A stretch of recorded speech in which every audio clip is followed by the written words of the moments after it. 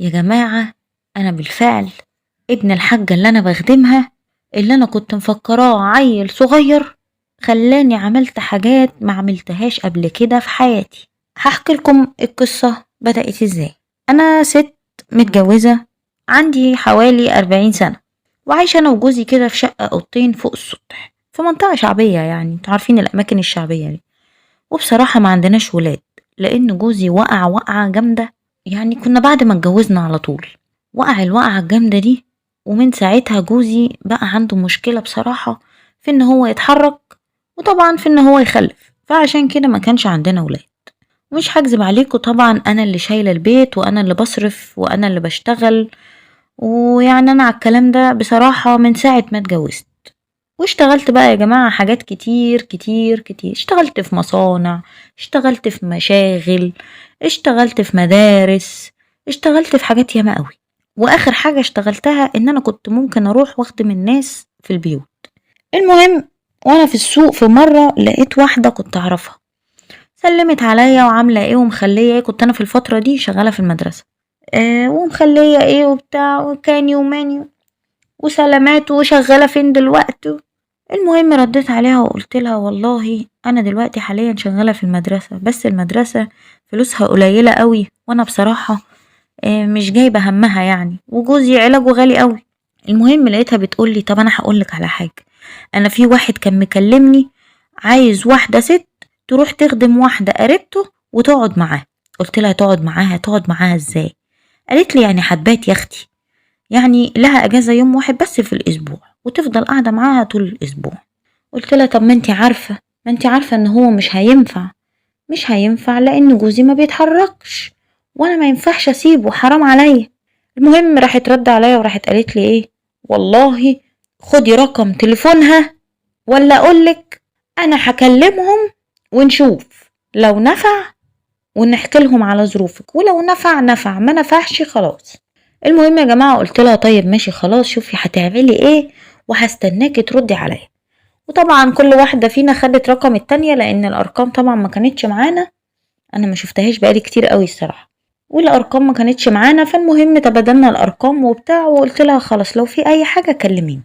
وتاني يوم بالفعل لقيتها بتتصل بيا بتقولي بصي يا حبيبتي، انا كلمتلك الراجل وقال لي خلاص هي تروح للحاجة اللي هتشتغل معاها وتقول لها على ظروفها، وان شاء الله الحاجة ايه تقتنع وتوافق.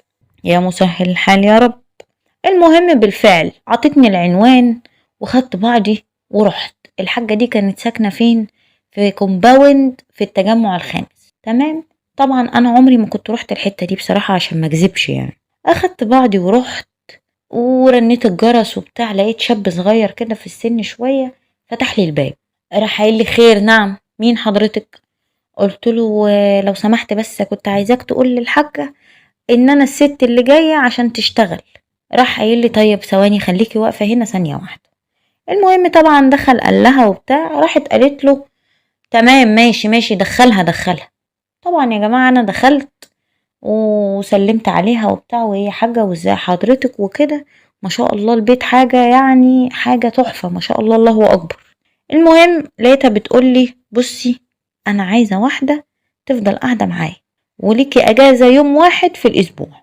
قلت لها بصي يا حاجة بصراحة انا مش هكذب عليكي، انا حاليا بشتغل في مدرسة وظروفي مش احسن حاجة، وجوزي راجل عاجز بقاله سنين، فانا ما اقدرش خالص خالص ان انا اسيبه لوحده. انا عايزه اقول لك انا لو ما عملتلهوش لقمه ياكلها هو يا روح قلبي مش هياكل خالص.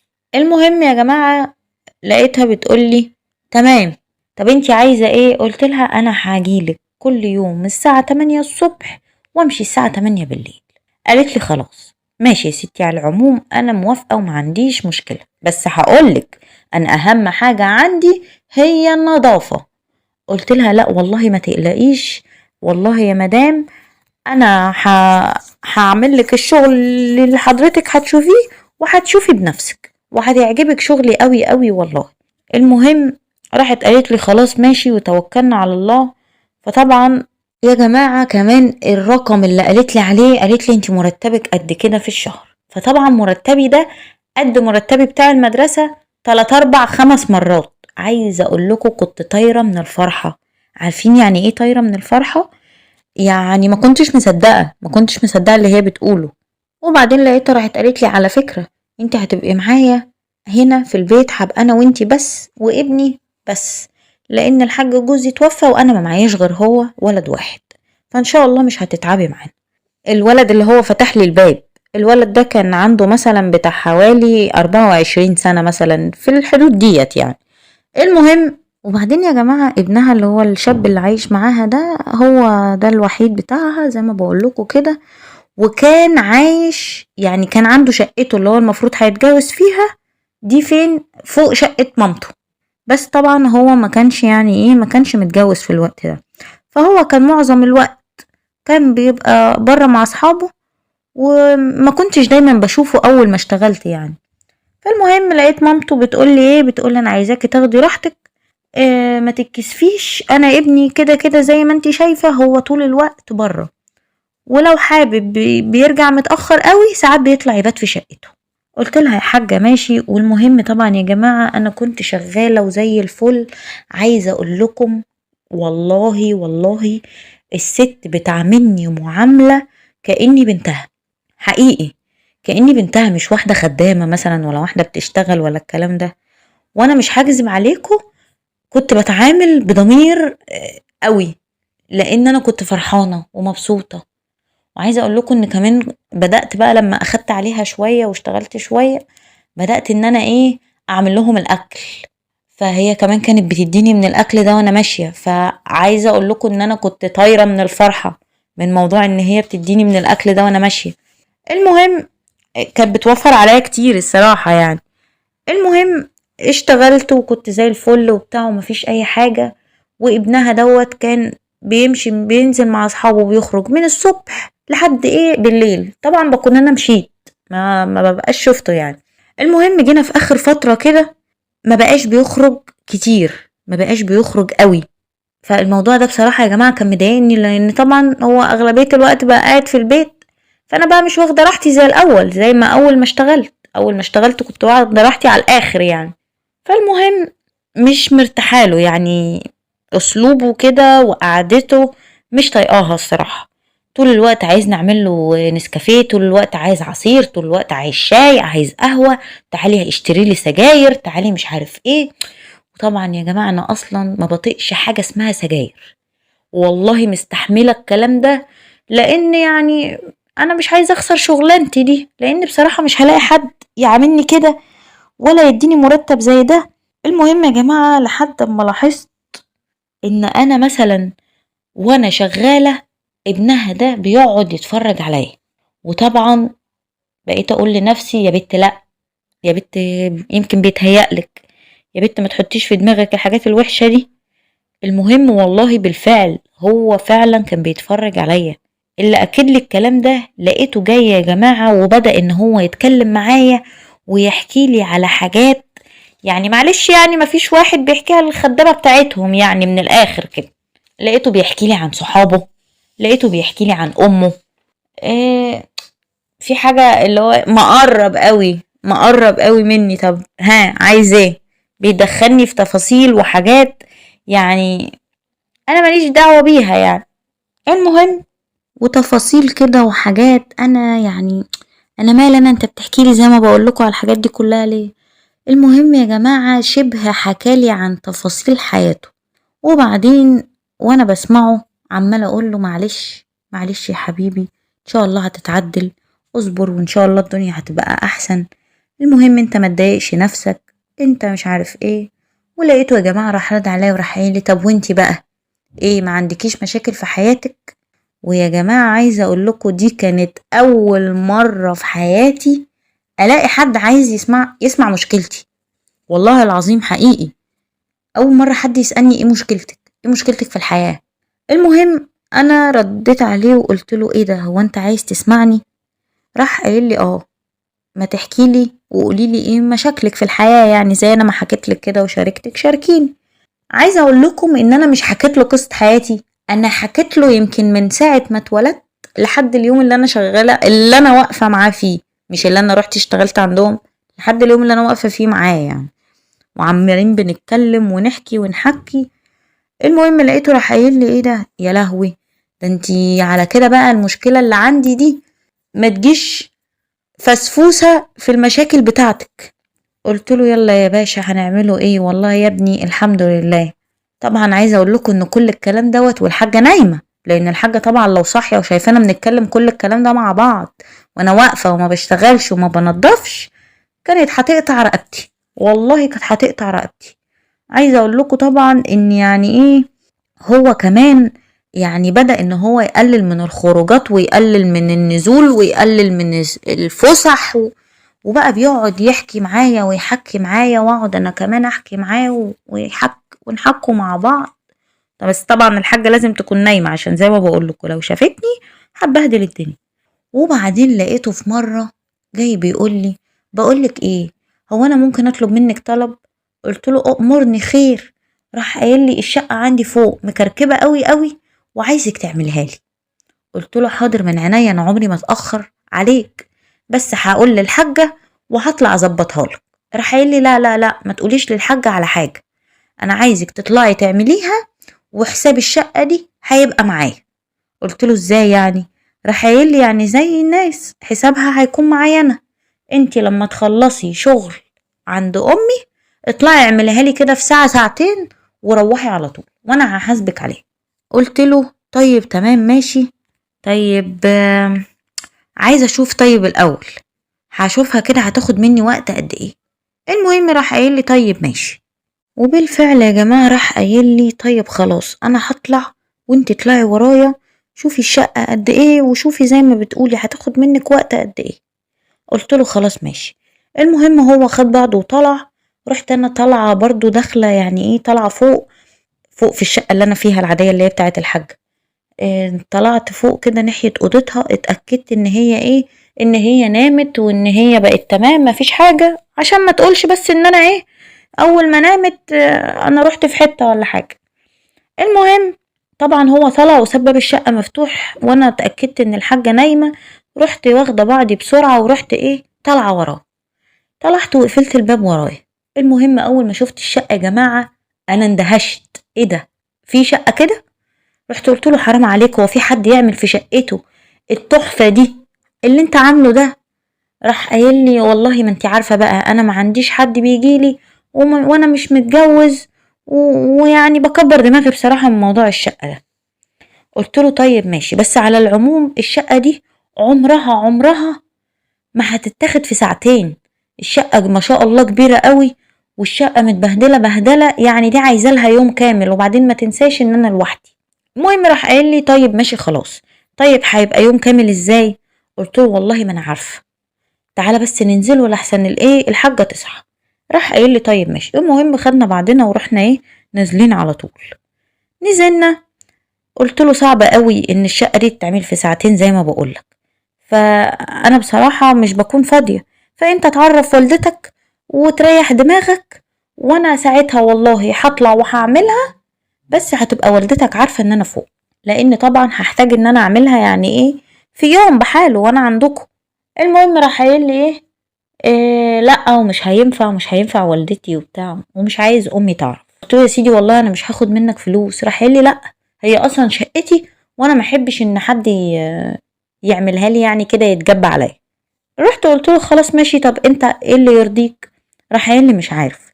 طب ايه رايك لما تخلصي شغل عند امي تطلعي وتشتغلي في الشقة يكش تخلصيها الصبح وتنزلي الصبح على اساس ان انتي لسه جاية.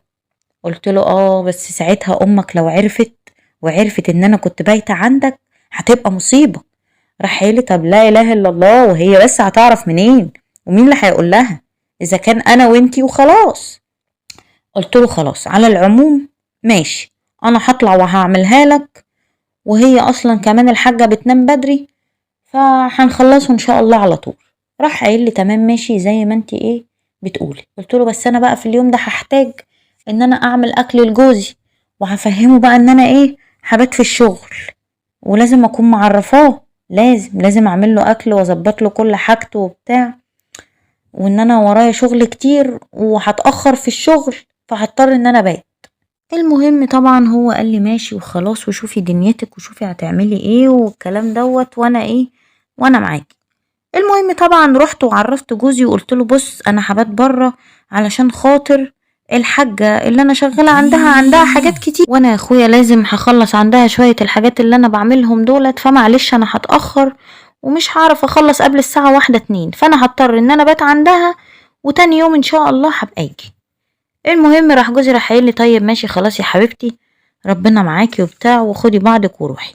تاني يوم خدت بعضي الصبح طبعا ورحت عادي عند الحاجة، نضفت لها الشقة وروقت الدنيا ودخلت علشان اعمل الغدا. وانا يا جماعة واقفة كده وبعمل الاكل وواقفة قدام البوتاجاز، وبيني وبينكم يعني عاطية ظهري للباب بتاع المطبخ. المهم في مرة كده بلتفت لقيت ابنها واقف وعمال يتفرج عليا يا جماعة وانا واقفة. رحت بصله كده قلت له ايه خضتني ليه واقف كده؟ راح قايل لي ايه انا واقف والله ومرضتش اتكلم ولا اعمل صوت علشان خاطر ايه ما تقوليليش خضتني. قلت له لا والله انت فعلا باللي انت عملته ده خضتني. المهم راح قايل لي ايه طب يا ستي معلش حقك عليا. طبعا بقى يا جماعه انا عايزه اقول لكم ان احنا بقينا اصحاب، يعني انا وهو بقينا في سن كاننا اتنين في نفس السن، يعني انتوا فاهمين. طبعا انا في الاربعينات وهو في العشرينات، ففي طبعا سن كبير ما بيننا.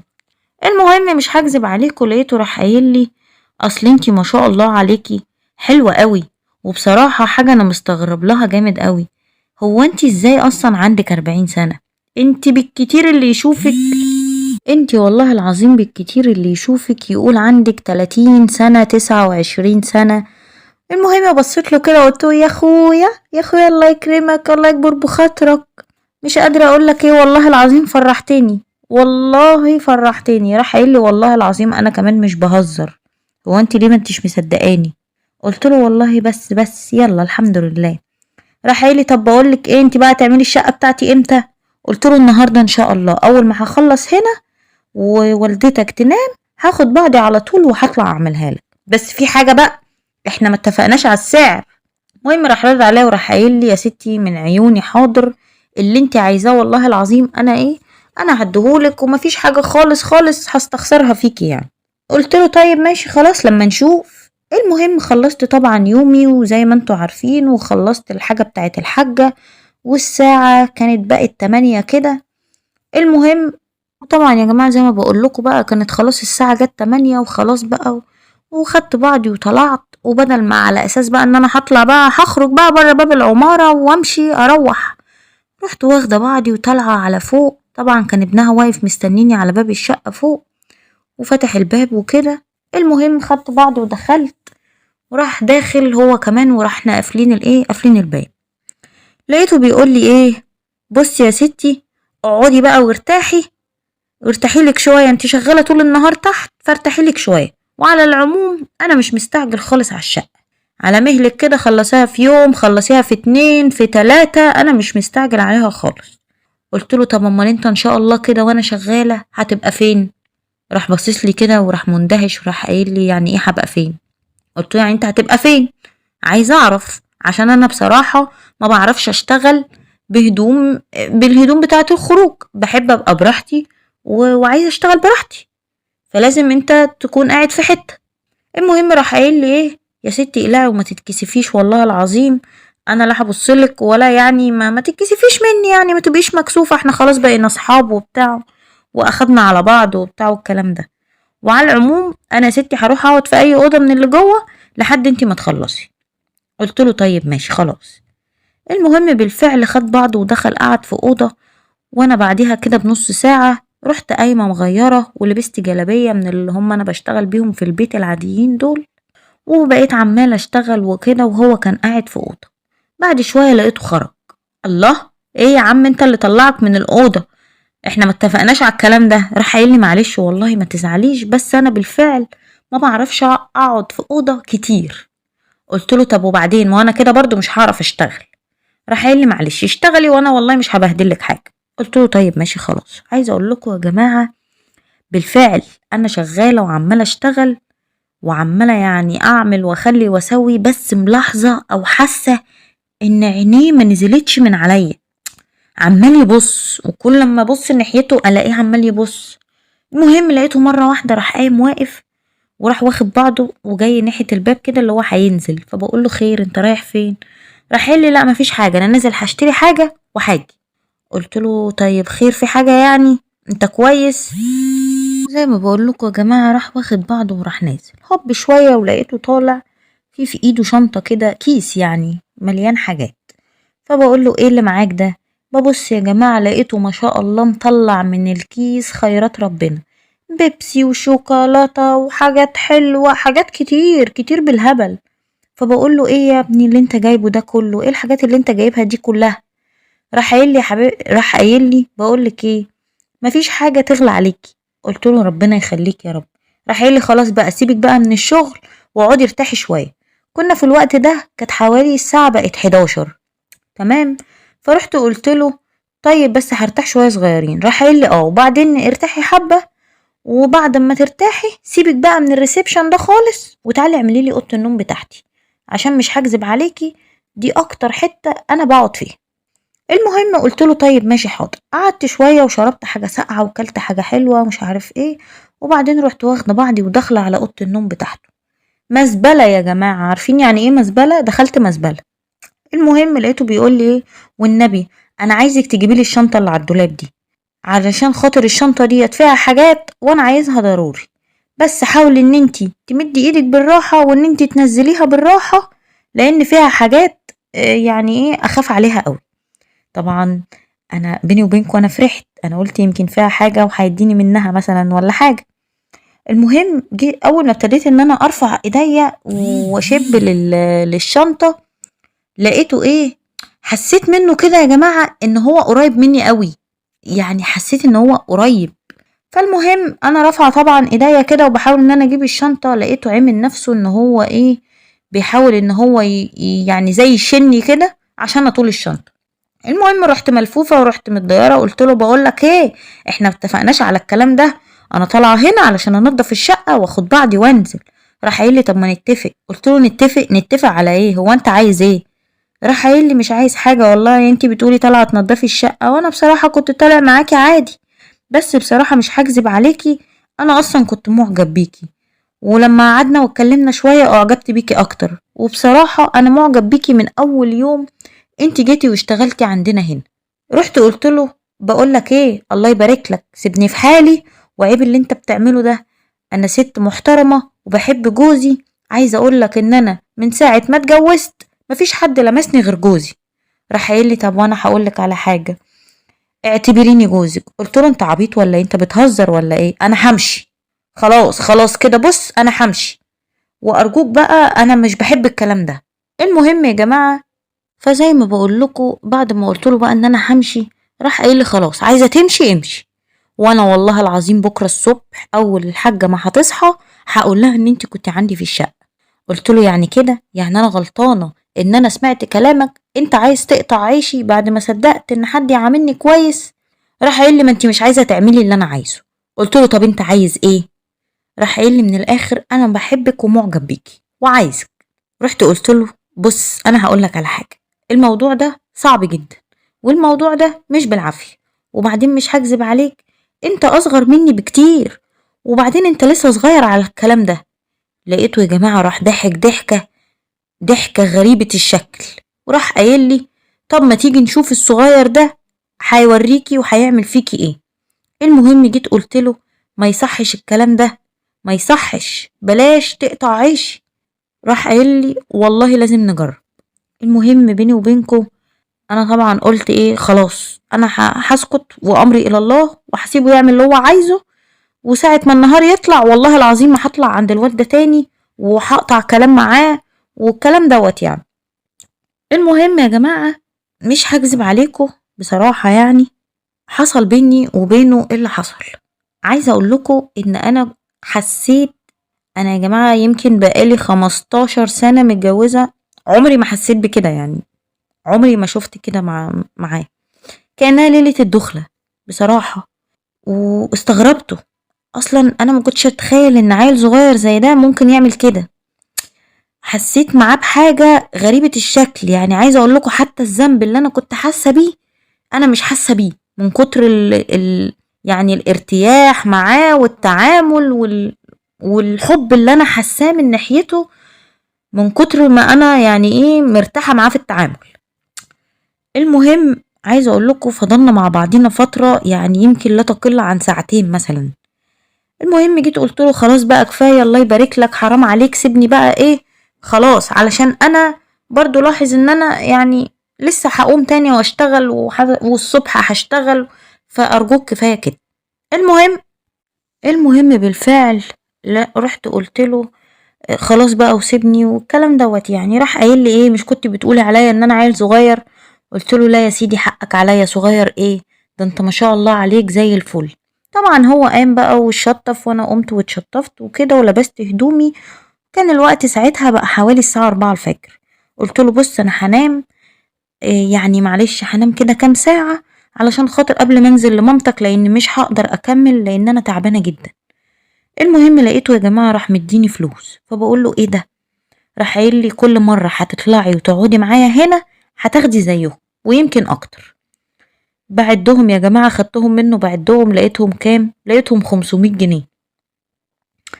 المهم ضحكت كده ورحت قلت له ايه ده كل ده؟ لا ده انا على كده بقى اطلع لك كل يوم. راح قايل لي المهم ان انت تكوني اتبسطتي. قلت له بصراحة انا اتبسطت قوي قوي قوي. راح قايل لي يعني ينفع ان احنا نتجوز، ان انا اتجوز؟ قلت له تتجوز ده انت تتجوز واحدة واتنين وتلاتة في وقت واحد. وطبعا يا جماعة عدى على خير اليوم اللي يعني ايه مش قادرة اقول لكم، مش قادرة اطلعه من دماغي ولا اشيله من بالي. تاني يوم الصبح عادي نزلت عند والدته، وانا فعلا حقيقي كنت تعبانة جدا من اللي حصل، ويعني ما كنتش قادرة ان انا اتحرك قوي. فحتى هي لاحظت عليا فقالت لي مالك، فيكي حاجة ولا ايه؟ انتي ماشية بالراحة ليه كده؟ قلت لها والله يا حاجة اصل انا رجليا اتنت فمش قادرة ان انا ادوس عليها. المهم بصراحة انا من بعد اليوم ده كسبت حاجتين. اول حاجة مش هكذب عليكم ومش هتكسف، هي متعتي اللي انا بصراحة عمري ما حسيت بيها، يعني بقالي سنين سنين سنين عمري ما لقيتها ولا حسيت بيها. والحاجة التانية الفلوس اللي انا كنت باخدها منه. مش هكذب عليكم، عايزة اقول لكم يعني انا لو كنت طلعت له كم مرة كده في الشهر، عايزة اقول لكم ممكن اتحصل عليه بتاع 4 5 تلاف جنيه. فيعني دول كان بالنسبة لي الحمد لله. وعايزة اقول لكم للأسف الشديد انا في التوقيت ده ما كنتش حاسة يعني اي زعل، مش حاسة من جوايا ان انا زعلانة. الزعل اللي انا كنت زعلانة في الاول منه ده خلاص انا بقيت مبسوطة ومرتاحة معاه وتمام. يعني عايزة اقول لكم لدرجة ان مامته الحاجة دي لما كانت بتيجي تحكي لي مثلا وتقول لي عايزه اجوزه ولا عايزه اعمله، كنت اقعد اقول لها يا حاجه هما يعني اللي اتجوزوا اخدوا ايه يا شيخه، ولا جواز ولا بتاع. واللي هو انا ايه يعني حاسه ان هو لو لا قدر الله اتجوز انا حاسه ان ممكن يحصل لي حاجه. خلاص بقى انا اتعودت عليه ومرتاحه معاه ويعني حاجه مفيش احلى من كده ولا اجمل من كده.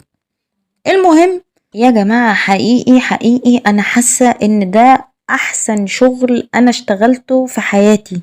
بصراحة أنا مش هقدر إن أنا أبعد بعيد عنهم، ولا هقدر إن أنا أسيب الناس دي، ولا هعرف ومستحيل في نفس الوقت برضو إن هو يتجوز واحدة زيي. معلش أنا ست كبيرة وثانيا خدامة، فيعني استحالة استحالة إن يحصل ما بيني وما بينه جواز.